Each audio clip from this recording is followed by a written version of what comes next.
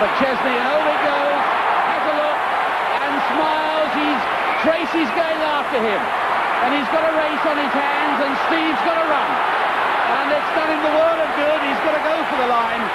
Well done, Džon Trejsi, and well done, Steve. Oh, and he's got it! And Trejsi may have stolen it.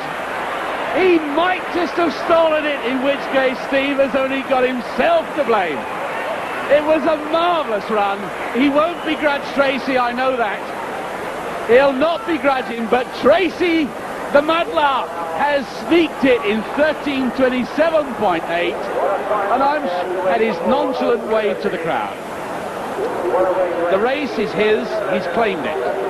Trejsi stretches his legs, looks awkward by the side of Ovet. Ovet has a look, where's the challenge coming from? Stretches his legs again and goes away. Now normally that gap would open, it would be 5 or 6 meters, and now Ovet relaxes again because nobody generally comes back at him. But what about that? The torso on the line. If we inch that along, we can see that